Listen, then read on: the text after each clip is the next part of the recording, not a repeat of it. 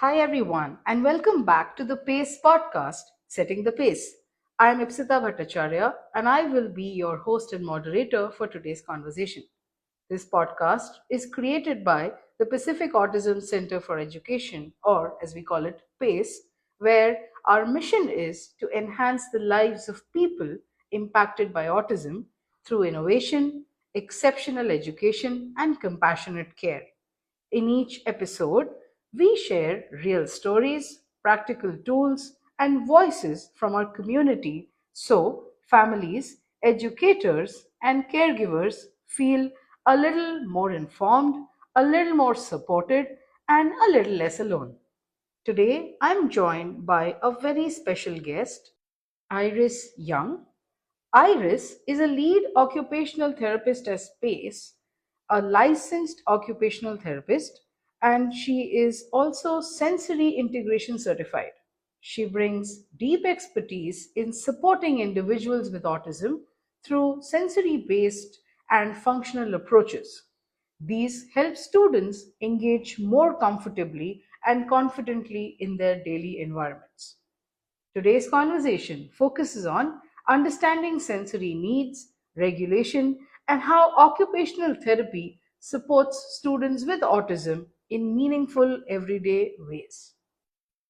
So, Iris, to begin with, occupational therapy can sometimes feel like a broad term.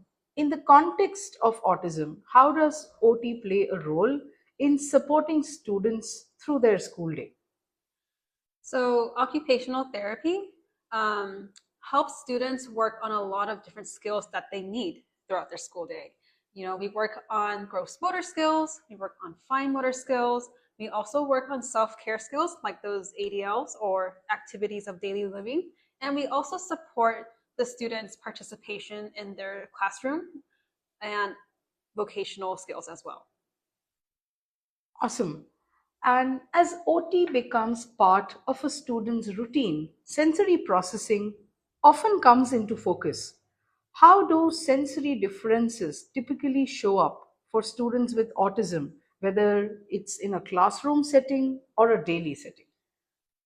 Many of our students often have difficulty with sensory processing, and they might often need more time to just listen to the classroom direction, to more assistance to stay in their seat, or even just to be at school and follow the schedule. Our students often use things like chewies, fidgets, or heavy work activities to help them stay on task. And when those sensory differences start to impact their ability to focus or the level to which they can participate, how do you approach them in order to regulate them in those moments? We start with meeting the students where they are and what they need in the moment.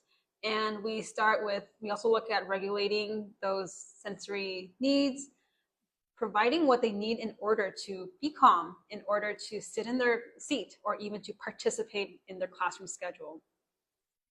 And once, let's say, these strategies do come into place, how can educators and families work together to carry these supports across different environments?